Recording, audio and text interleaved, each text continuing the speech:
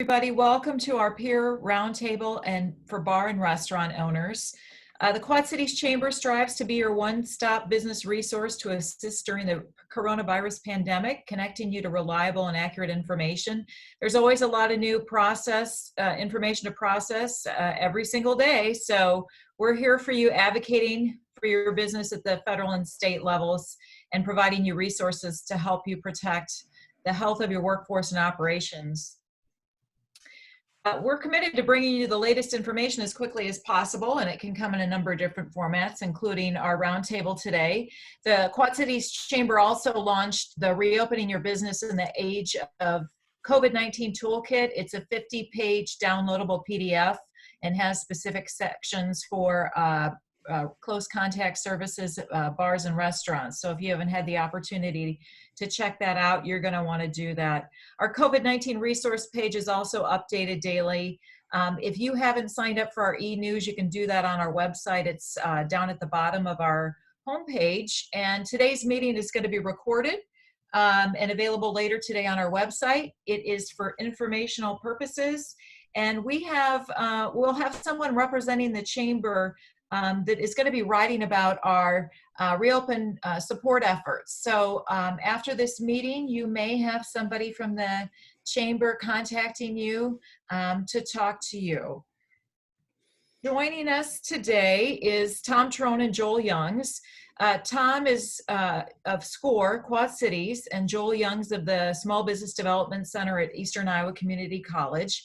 Tom is a certified mentor and University of Iowa Venture School faculty member. SCORE QCA mentors many food service businesses today, including counseling owners as they navigate the challenges of COVID-19 and obviously what we're here to talk more about today. Tom has extensive experience in many industry sectors, including food service.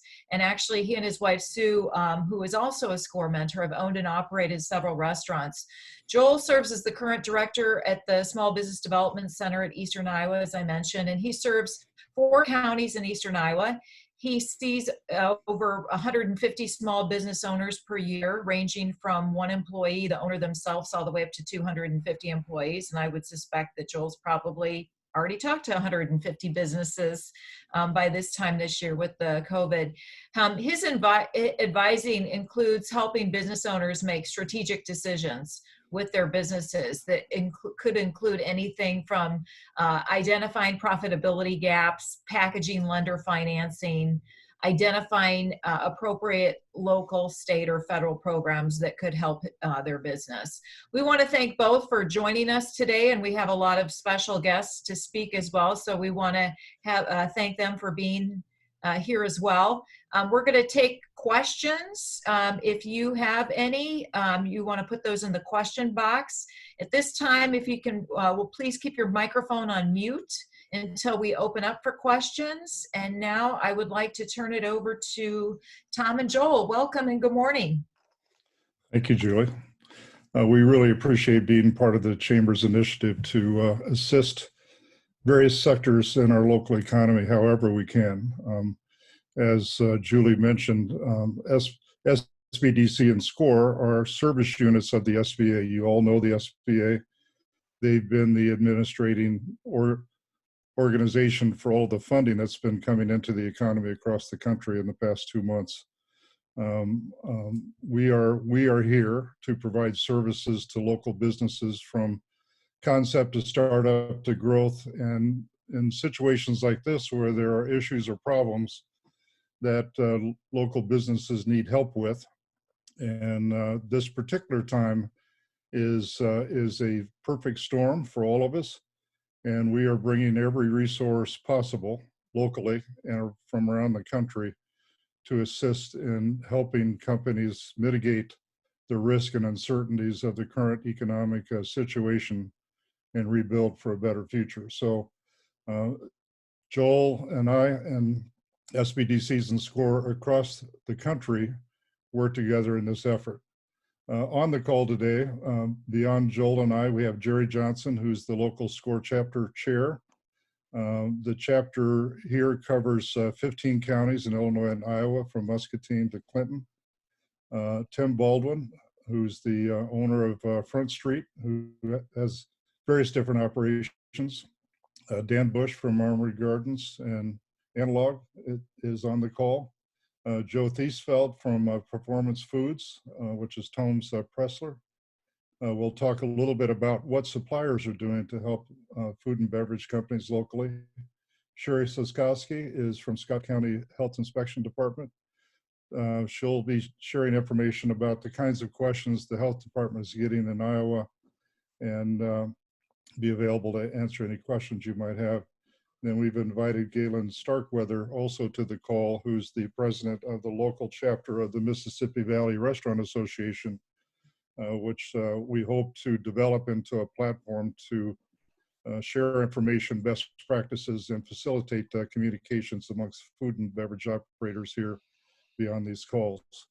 This session is the second in the series. 2 weeks ago, we had our first where we talked about how food and beverage operators are coping during the shutdown and what they were thinking about as they were planning for a opening.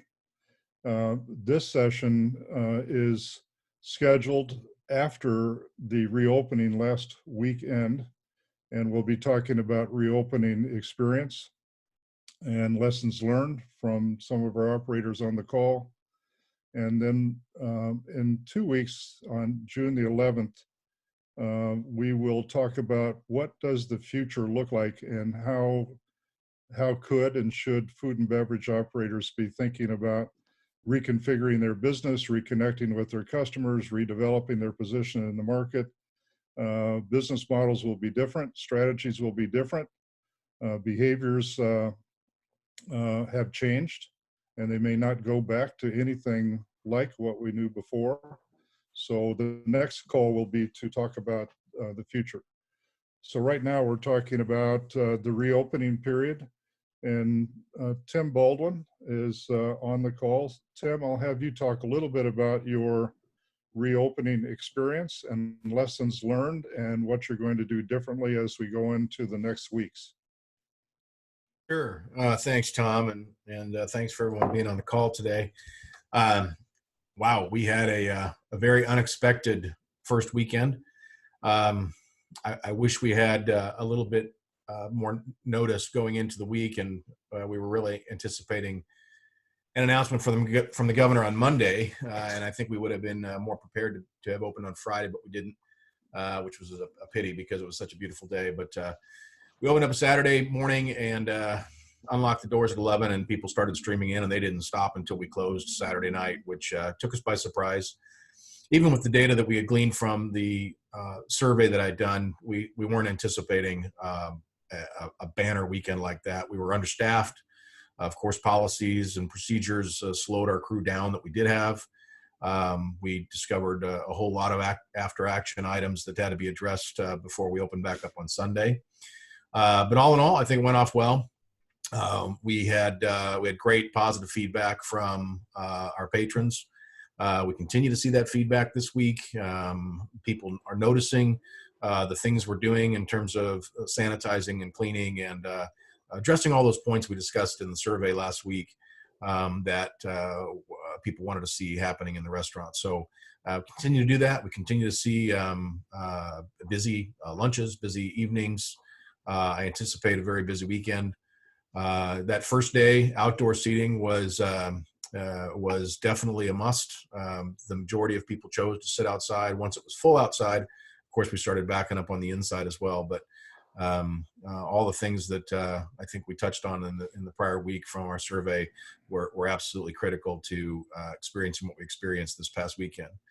And of course, given the governor's announcement yesterday that bars will be able to open next Thursday with similar conditions, limited seating and distancing, we're preparing ourselves to get our taproom location open. We saw, even with carry-out only beer at the taproom last weekend with the nice weather, we saw banner sales there as well.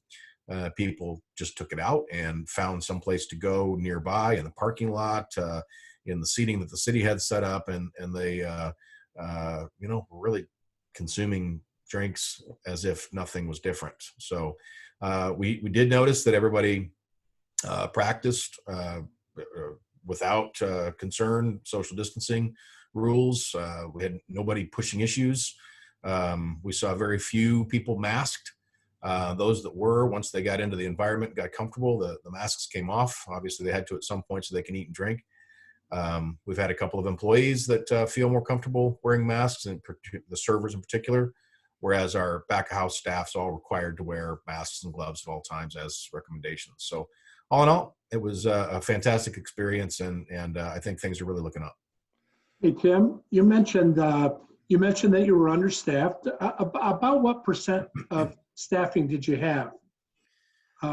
Well, I mean, the understaffing issue was our problem. We didn't anticipate we didn't anticipate being as busy as we were, so we went in light. I'd say we went on like what we would normally have on a Wednesday or Thursday, which was probably 1 or 2 servers lighter than we should have had for a Friday or Saturday, and probably 1 kitchen person lighter.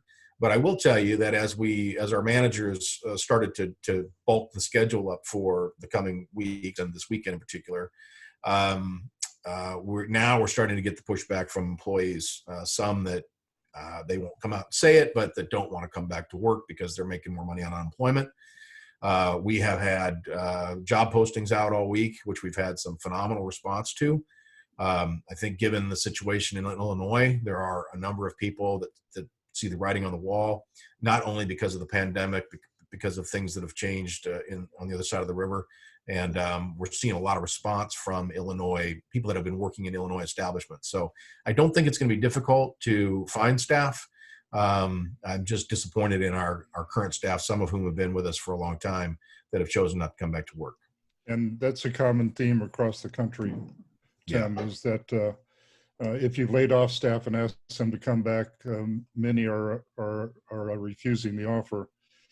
The protocol that I've heard that if you give them a formal offer to return to work and they reject it, then you are obligated to tell the state unemployment, and they will lose their unemployment benefit, which is pretty harsh, but I think appropriate in this situation. And Tim, you also mentioned Illinois versus Iowa. As we all know, this is a economy that crosses both states, and there are different policies and schedules driving reopening in Illinois than in Iowa, which is complicating for certain, particularly for some of us that may be working on both sides of the river.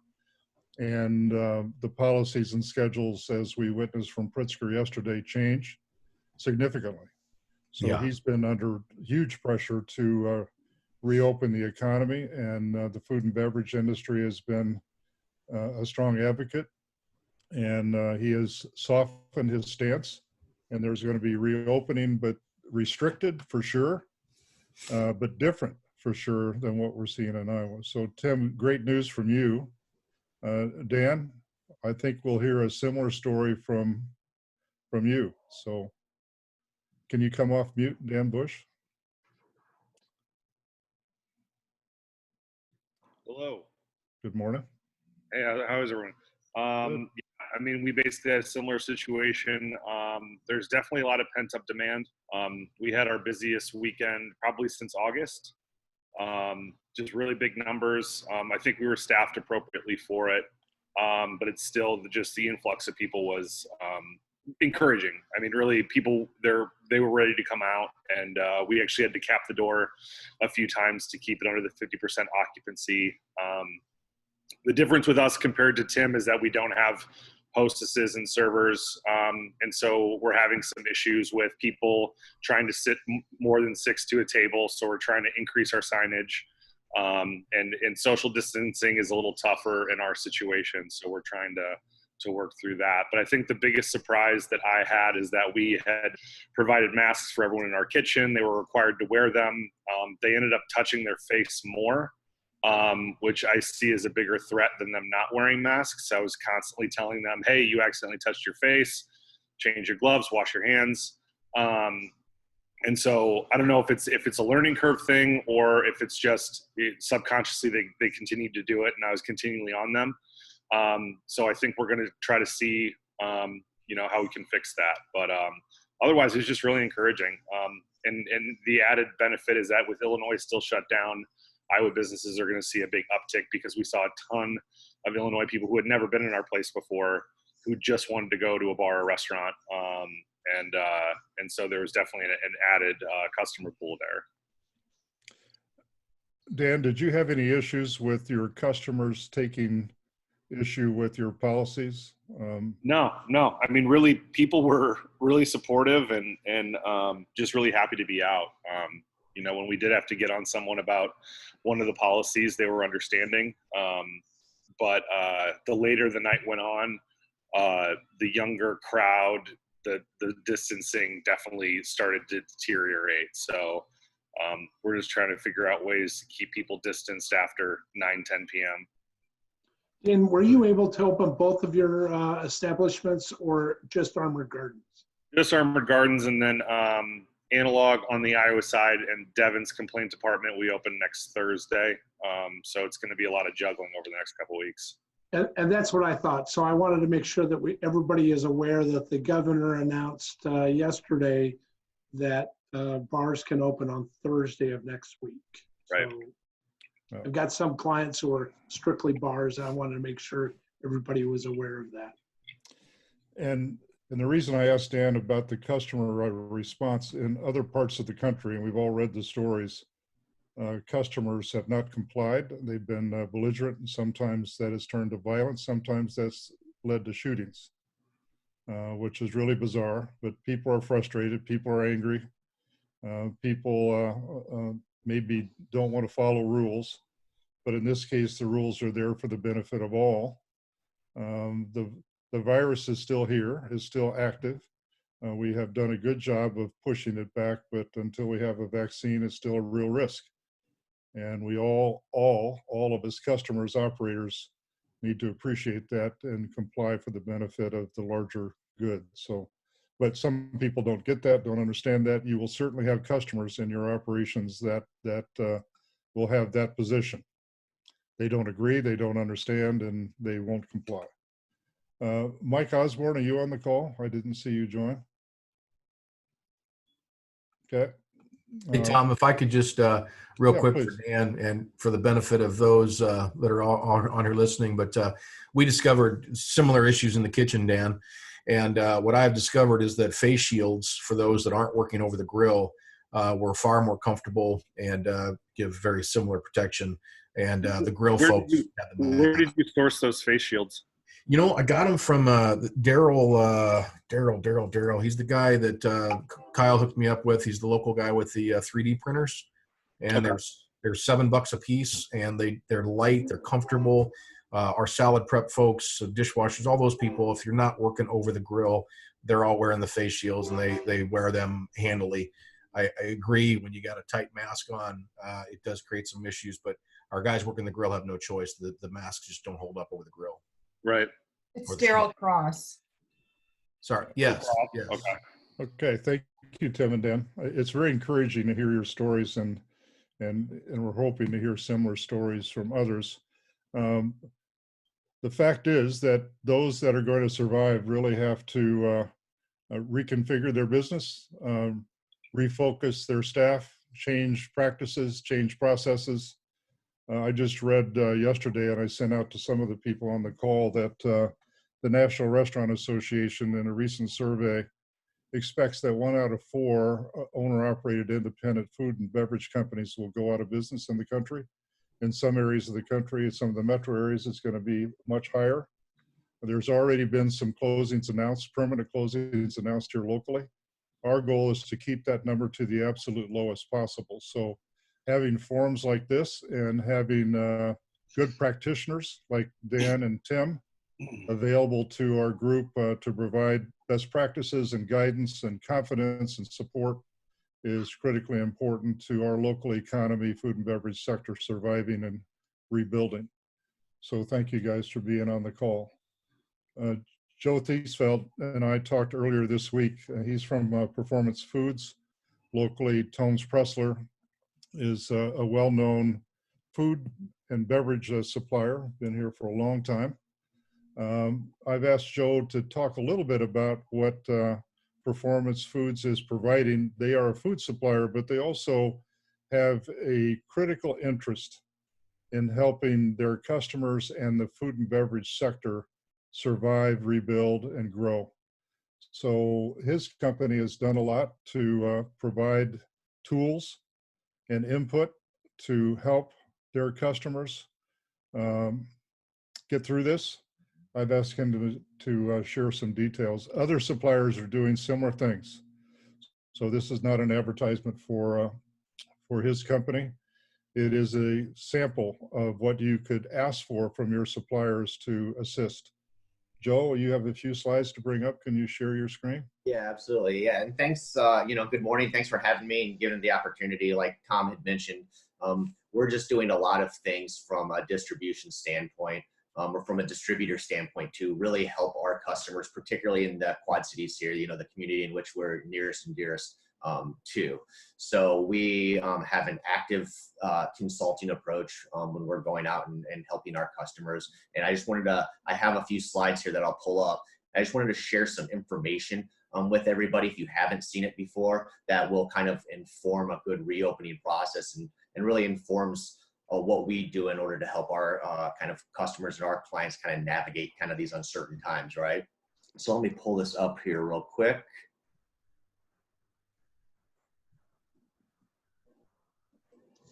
All right, can everybody see that slide deck? Yep. All right, awesome. So the first thing that I wanted to kind of, open with is a lot of info. There's a company out there called Data Central, and it's a market research firm out of Chicago. And really what they're doing is they're just putting out some of the absolute best research and insight for our industry. Every week they publish what they call this coronavirus traffic brief. And what it really is it's a snapshot. Do you mind going into full presentation mode so we can see your slides a little better? Sorry, one second. Okay, thank you. I'm sorry to interrupt. No, my fault. All right, is that better? Yep. Perfect, sorry about that.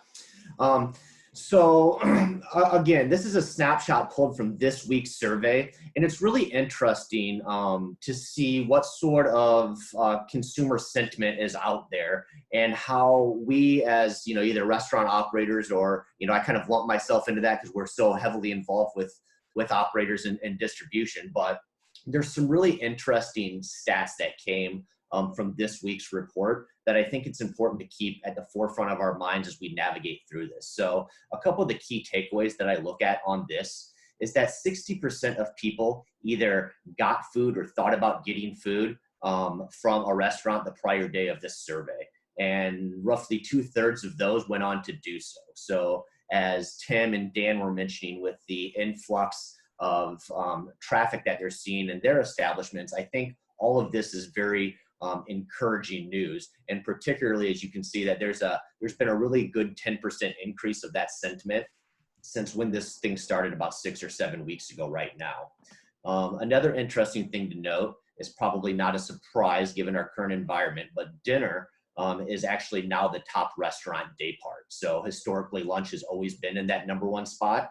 And so what I would advise as a consultant would be to, if you're not taking advantage of that dinner day part as a restaurant, now might be the time to look about that. So think family meals, taking baked kits, things of that nature that not only will provide a meal for that evening, but potentially, additional meals throughout the week as well. A huge takeaway is on the far right side of this, where we see that there's still a lot of trepidation from consumers on the safety of the restaurant experience. Nearly 40% of respondents are still nervous about dining in an establishment. So we obviously want to, and then if you go down a little bit further there, you see that when do you feel safe it will be to dine again in a restaurant?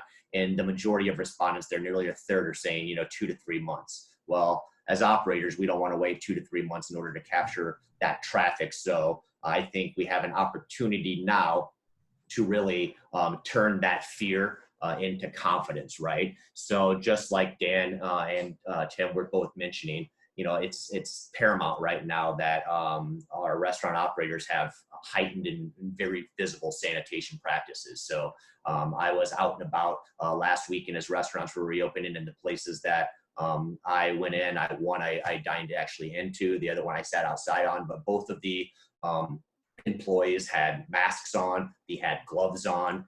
You could tell that they were taking really visible hygiene and sanitation practices. Every time somebody got up, they sprayed down all their tables and chairs with sanitizer, wiped them down, let them dry, and they were just making a very visible point to do that. We've always talked about in our industry, the old adage is that, if you have a dirty restroom, how dirty is the rest of your restaurant, right? And then, before, an interesting stat that I kind of pulled yesterday was that 55% of people, this is pre-COVID, who had a bad restroom experience at a restaurant were not going to return. And 64% of folks said that they consider restroom cleanliness as part of their decision on where they go dine. So right now, more than ever, make sure that, your restrooms are in top-notch shape. It's always a good idea to have touchless dispensers, touchless faucets, touchless towel dispensers, things of that nature. Extremely important right now as we reopen.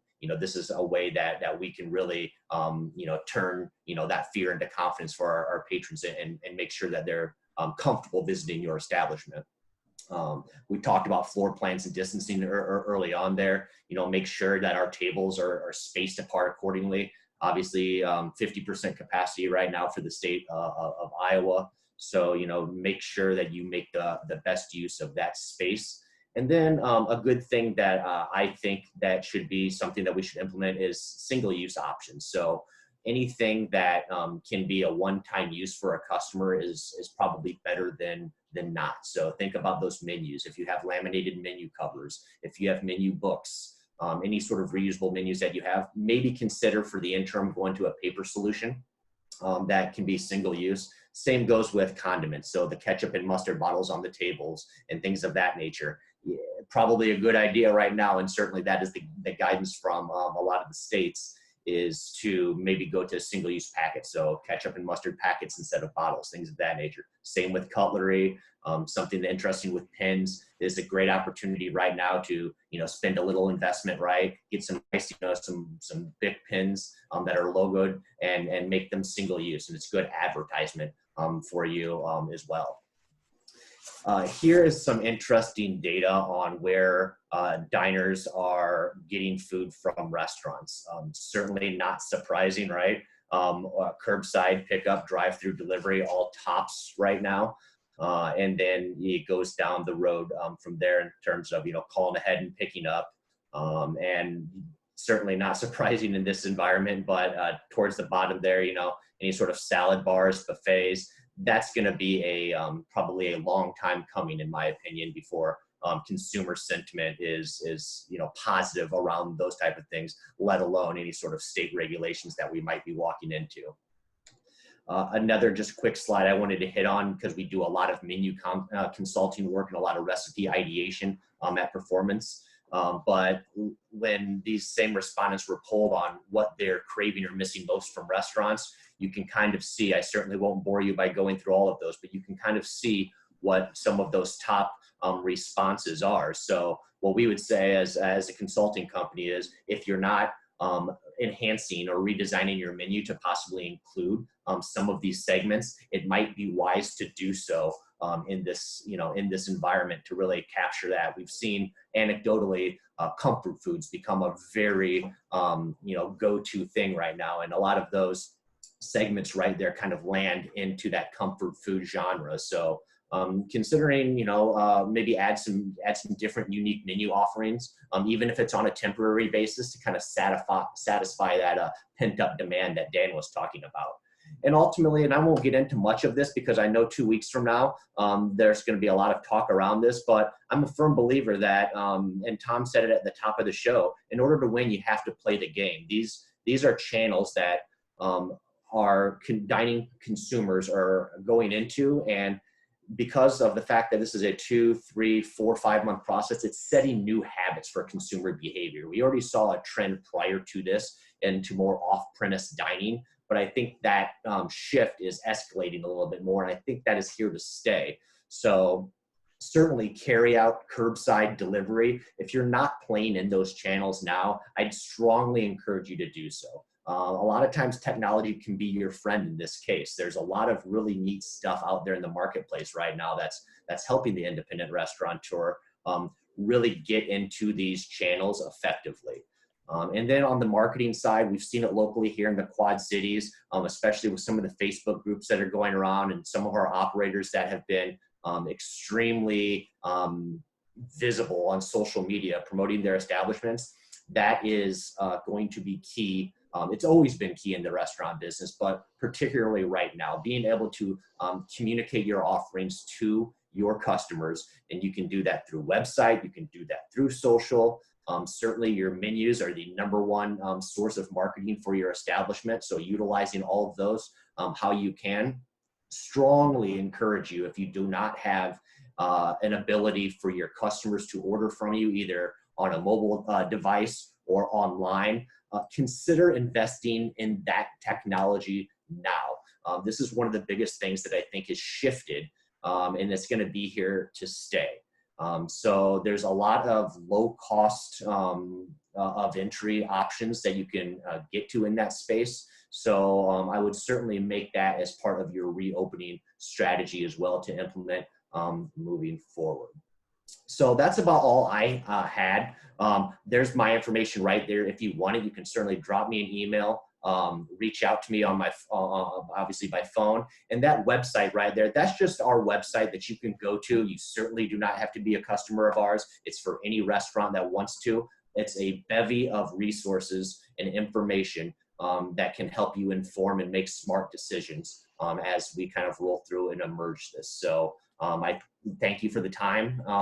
And if there's any questions, certainly let me know. Joe, and if you could send those slides to me, we'll share that with the group so they have the content and your contact information. Absolutely. Joe and Performance Foods are examples of the kinds of resources available to you. The important thing about this type of information coming from a supplier and from your peers, it's very focused, very targeted, very local. These people know our industry and are available to assist. However, as peers, suppliers, consultants, and along with SBDCs and SCORE are here to help you. I see that Mike Osborne just joined. Mike is unique, I think, in the group in that he has operations in Illinois and Iowa. Mike, can you share your experience of reopening last weekend and also your thoughts on the crazy stuff going on in Illinois? Yeah, actually, we haven't reopened yet. We wanted to make sure that we were 100% ready. So we have some training on Saturday. We actually hired a corporate trainer to come in and train our staff on protocols and so forth, and that takes place Saturday. And then we'll reopen Mo Brady's on Tuesday, and the Half Nelson we're looking to open next Wednesday. Illinois, if I had a patio, I could open next Thursday. So I do have a parking lot. I don't know if that would qualify if I took my tables and chairs and put them in the parking lot. But so apparently we're in phase 3 now, I believe, in Illinois, or at least we will be on the 28th. And I think restaurants are slated for phase 4 of the governor's reopening plan. I think the outdoor seating came as a surprise to everybody. I was not aware that we were in close to that. I've heard dates of June, mid to late June for full reopening in Illinois. So we're just kind of keeping our fingers crossed in Illinois. Thank you, Mike. That's really all I know about Illinois. The parking lot does qualify. It does qualify. Okay. So, all right. And phase 3 on the 29th. Mike, The 29th, Mike, okay. Yep. Mike, Sue and I will come over and help you move out your tables. All right. Yeah, I got plenty of tables and chairs. Very good. that might be something we look at. So All right, but it's going to rain for the next 10 days. probably. Sherry, can you come off mute and talk a little bit about Scott County Health Sure. and Yeah, absolutely. questions that you've been taking? Yeah. Good morning, everyone. I think the big thing that we've been seeing or hearing at the health department is a lot of bars that don't typically serve food are trying to get under that restaurant allowance and start to serve food so that they can open back up, which we're discouraging because it's a process. It's not just serving some cheese and crackers and all of a sudden you're a restaurant. So we're kind of working with operators and those that want to do food. I'm just kind of explaining to them that it's probably better, at least economically, to just wait for another week instead of having to get in touch with the city and do, make sure they've got the grease interceptors and all of that and certified food protection managers. So if you're on the Iowa side, you should have received an email, if we have your email on file, from the Iowa Department of Inspections and Appeals or Scott County with a list of mandatory requirements and then also some bullet points that are strong recommendations. So the 5 things that are required are the limiting the indoor and outdoor seating capacity to 50%. So that doesn't mean that you can add more capacity by spreading out outside. It's the 50% is your occupancy as the fire code, whatever your fire code occupancy rate is, that's the 50%. It's better to spread them out, but if your capacity is 200, then you've got 100 regardless of what you've got for outdoor seating. Group size, no more than 6. Obviously, that's going to be a challenge in some of these areas. And then arrange seating to provide a minimum of 6 feet between tables. Disallow customer self-service of food or beverage, so your buffets, salad bars, that kind of thing. And then just those hygiene measures.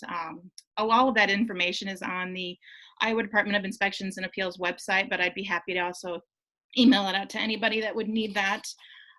So that's the gist of it, is just everybody's trying to figure out how to work within the scope of these new requirements and, doing the right thing for their customers and their employees. Employees are not required to wear masks. It's a good practice, but again, in some of these areas that are doing, stuff over the grills, you really don't want them in a mask or anything that's going to melt or possibly, cause other health issues. So yeah, it's a challenge. It's a challenge for sure. I have a question for you, Sherry. There's a lot of executive orders, mandates, new regulations, policies, people saying stuff on the news that are interpreted as rules. There's been a lot of swirl this past week on consequences for operators who don't comply with whatever. I mean, there's so many different guidelines out there, some enforceable, some not, some suggestions, some executive orders from governors.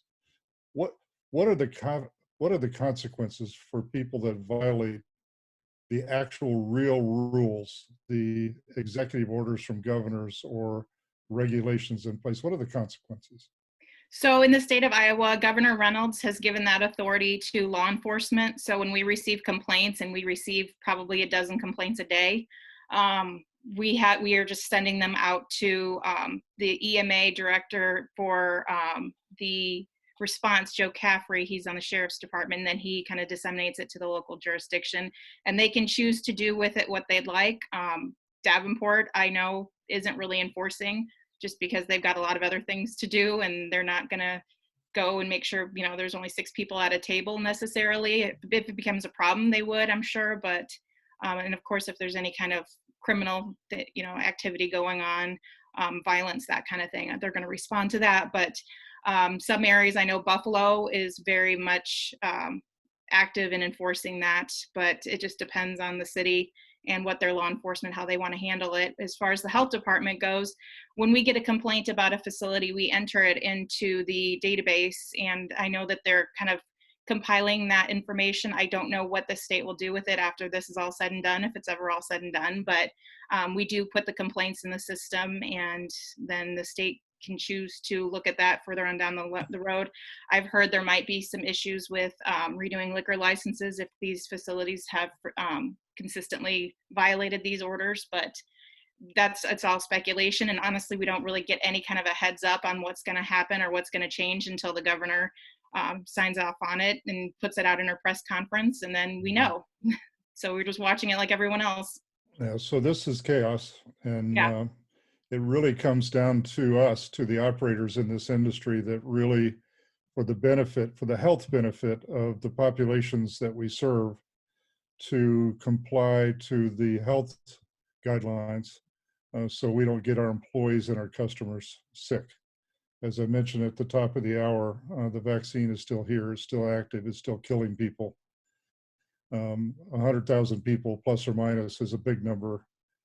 And venues like ours are where people are going to be gathering, and where the potential of getting sick and leading, hopefully not, but it could lead to death is very possible. Talking about compliance, just in Illinois last week, I read that there were 2,200 complaints, violations that were filed, 67 citations. This was legal authorities issuing a citation, and in a few cases, liquor licenses were pulled already. So that's a different story than what we've seen in Iowa, but it's happening. And I think that's why Pritzker changed his position quickly yesterday. There's an unbelievable amount of pressure, and he knows that regardless of what he says or does, people are just going to open, and they're going to say, like the guy at Poopy said, I'm going to open. I've been at this for 25 years. I need revenue. I need to keep my business alive. If you want to arrest me and put me in jail, have at it.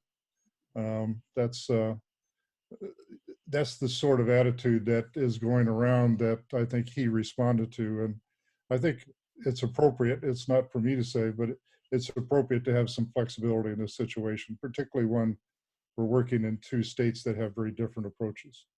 I just wanted to make a clarification on Illinois. So with phase 3, bars and restaurants will have an option to resume operations for outdoor seating only. Tables must be 6 feet apart and away from the sidewalks. Masks and distancing measures for staff must continue to be followed, and other precautions and guidance issued. These measures will allow restaurants to reopen at a risk comparable to other outdoor activities, while giving the state's hospitality industry a much needed boost. Municipalities are encouraged to help restaurants and bars expand their outdoor seating options. So that's phase 3, which is the 29th. One more quick introduction here. Galen Starkweather is on the call, and he's the chairman of the local food service association.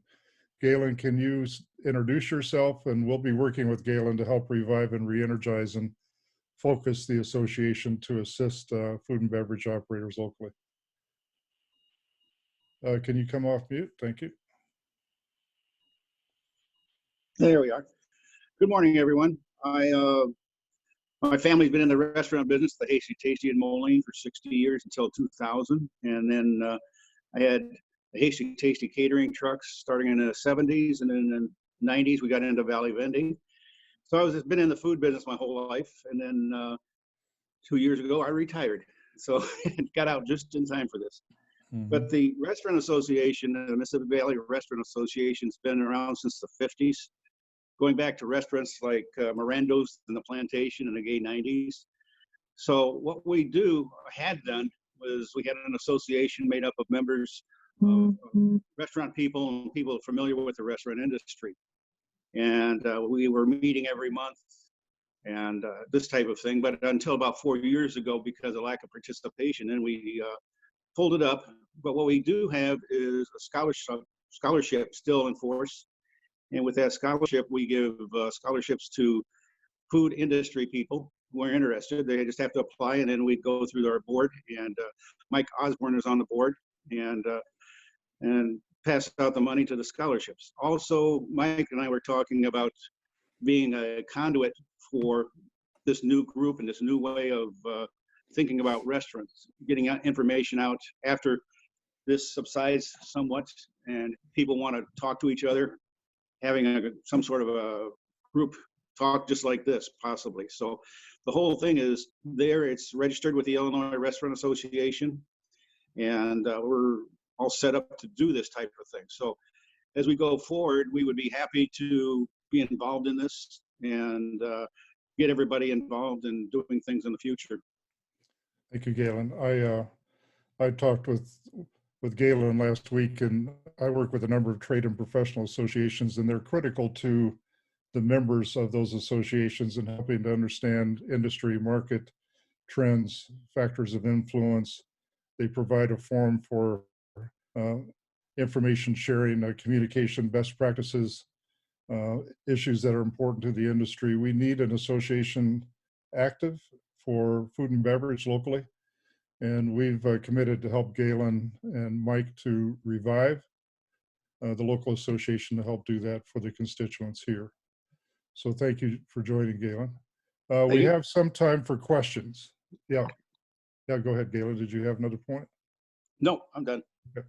I have a quick point, Tom, before we start with questions, though. Since I am employed by Eastern Iowa Community College, the college is extending continuing ed credits for anybody who attends these sessions. So you'll end up getting a communication from the college letting you know that you're getting continuing ed credit. So just wanted to let you know that that's another added benefit / feature of these series. Thank you, Joel. So we have some time for questions. I don't know which platform. I'm on Zoom, so there's no raise the hand thing. If there are questions, if you could come off mute and ask the person that you want to have answer. We have about 10 minutes.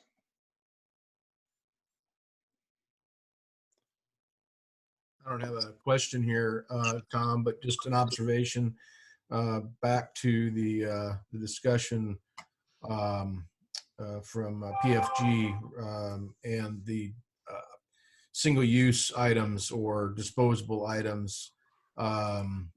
We've had, the feedback we had there was that was not desirable just because of the waste factor. So we've been trying to do everything we can to avoid disposables. Obviously, some things we just have to. We did roll out initially we have a paper menu, which is a disposable paper menu, but we've been working very hard with a local provider and have built a QR code accessible landing page virtual menu, just quick, simple, easy. Doesn't require to build a website back end. If I was more prepared, I could share it with you here. But again, very simple. The QR code is on our servers' books, order books. It's displayed throughout the restaurant with slip of paper to the table. It creates another avenue for some conversation with the patrons. Kind of fun. They point their camera at the QR code, and it instantly links them to our menu, which is our exact menu, just put in digital form. Very easy to scroll through. We're continuing to build that. We'll add photos and detailed descriptions and dietary information. But for now, it gets the basics in their hands, and they can do all that from the comfort and safety of their own personal mobile device, as opposed to handhelds and things like that. Also, because our POS system, we use Aloha today, it's very disappointed in how limited it's been in our ability to do contactless payments and those types of things, which I'm continuing to work through. But I have also worked with Daryl, and our folks are testing them right now. Daryl and I came up with a real handy, inexpensive device that, and I wish I had one to show you, but the customer can actually slip the credit card into this little device that the server holds, and then the server can pinch that device, go to the POS system, swipe the card, and never have to touch the customer's card, and they walk back to the table and can hand it back to the customer without having anybody have to touch that card. So, and then of course our servers are all carrying miniature sanitizer bottles to offer to customers. So again, trying to create as much flexibility as possible in addressing those issues. I mean, myself, I walk somewhere and have to grab the pen and sign something. I'm thinking, geez, I just touched that pen. Now what do I do? A lot of places have, the sanitizer bottles at the cash registers, but in our case, when we're doing payment at the table, that's not always possible. We've got to really start thinking outside the box to address some of these issues. So Tim has alluded to an issue you all know is happening. The changes are going to require investments and will change the economics of your operation. So scale will be different.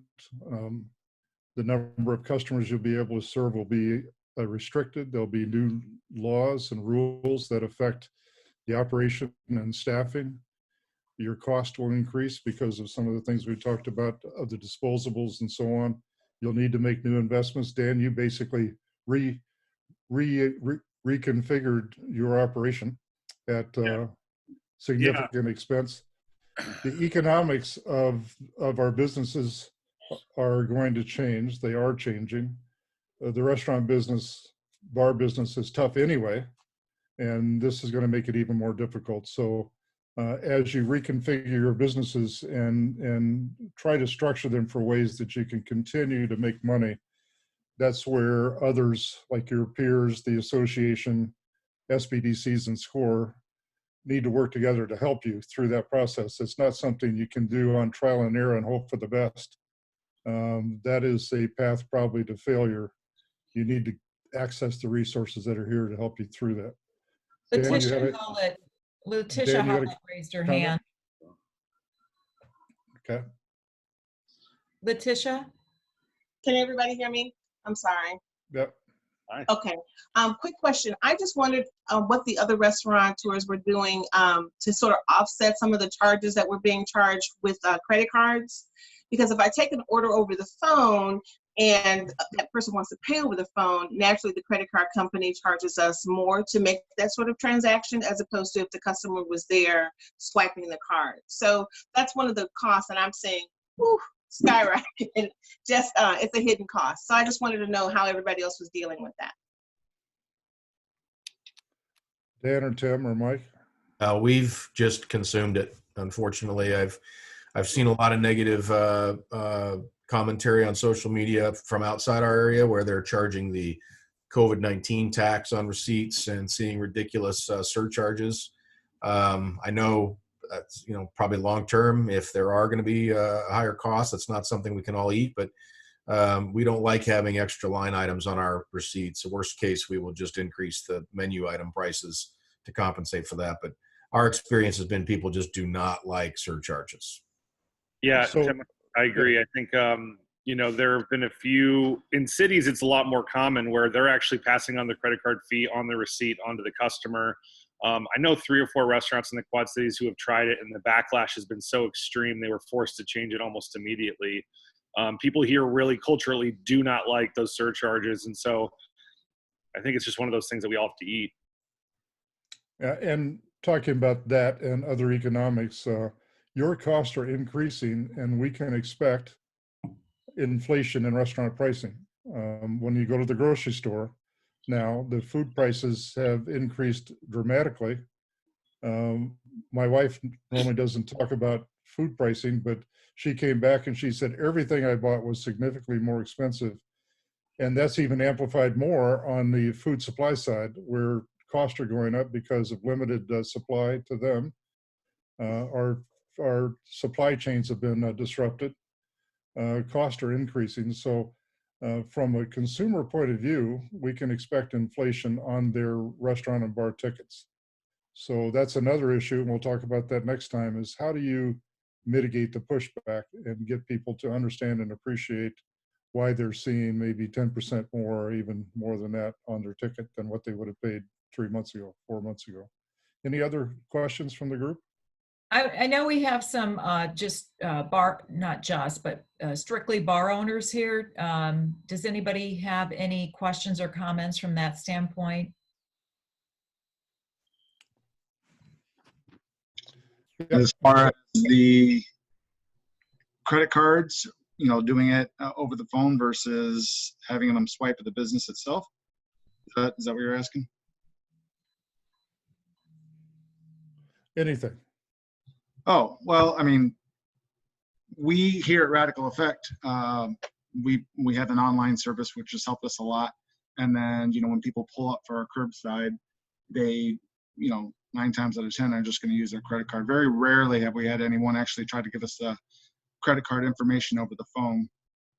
There is some use of cash, but even when I go out and about, I find people give you a dirty look now when you try to use cash versus credit card. And I get it. You know, that stuff is transmittable through paper as well. So credit card is kind of like the plastic funny money is the evil demon here. That's just my 2 cents. Thank you. We had another hand raised there. Want to come off mute? Yep. Howard? Yeah, I'm Howard Beck with Illinois Casualty Company, and we insure bars and restaurants primarily, but based here in Rock Island. One of the things that's going to obviously come up is expanding service areas to parking lots and even adjacent locations. And one thing that from an insurance standpoint, a lot of carriers, especially for liquor liability insurance, limit coverage to your premises. So if you go off premises, you want to make sure that you check with your insurance agent. For us, for our customers, we have a broader definition because we recognize that kind of thing is fairly common in the industry. So if you go off premises, as long as you're fairly close to your base operation, there's still coverage in place without additional charge. But it is something that you should check on with your local agent just to make sure that your coverage isn't impacted. A lot of liquor liability policies, it would be. Thank you, Howard. Any other questions from the audience? Okay, Tim, Dan, and Mike, I'll just have a quick go around with you guys. Tim, do you have any final comments to the audience? No, of course, we're all learning as we go here, but, I enjoy helping others. And if there's anything I can do to assist, happy to share all the things that we've done. And of course, I'll provide links to the things that we've done here to the group for dissemination if it's of interest. Always available.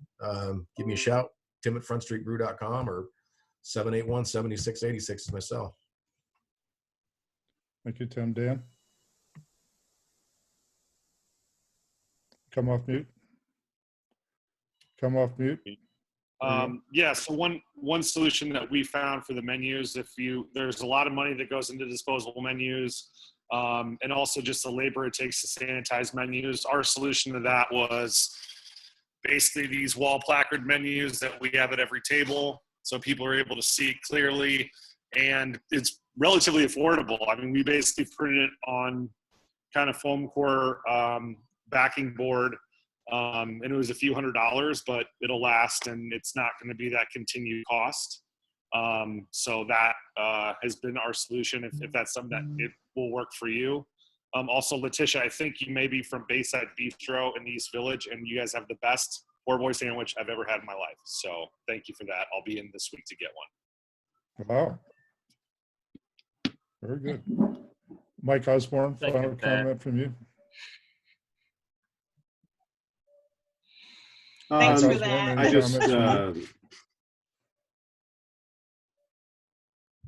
just think that this is obviously a very challenging time for all of us. What I'm kind of wondering about and exploring is compensation for servers, revision of tip pooling to include back of the house, and if anybody has any guidance on that, or what they're doing.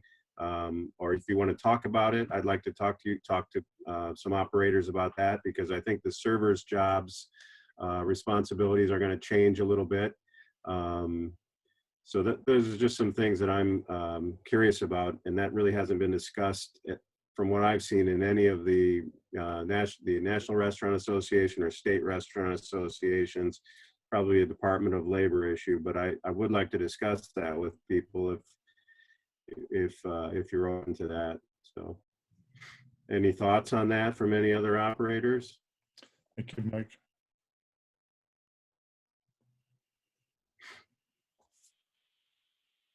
Yep. So I have the email distribution list of this group, and like I did last time, we'll send out a follow-up email. You'll see each other's email, and you'll be able to communicate within the group. And also we'll use that distribution list as a way to send information that's relevant as it evolves. Joel, do you have any final comment before we end? We're at an hour. Just want to remind Joel everybody Youngs, that any we're final comment? here to help support you. Yeah, I just want to remind everybody we're here to support you. Please feel free to reach out to us. That's what we're here for. That's what our mission is.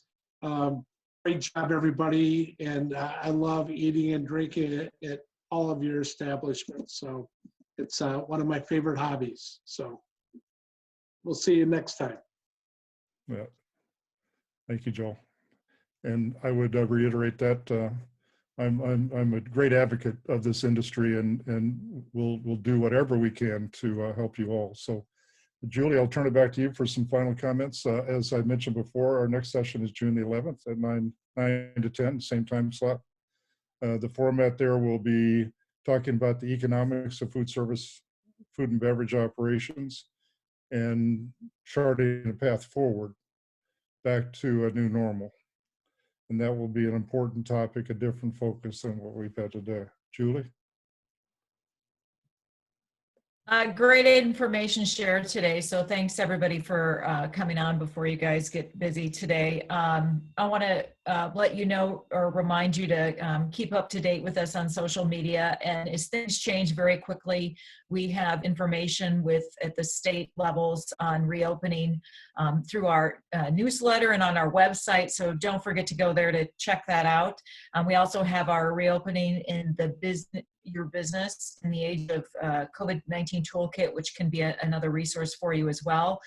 We'll get the slides and information discussed out today. And Tom and Joel and our guests today, thank you very much for sharing. Joe, very helpful, great slides and content that you provided today.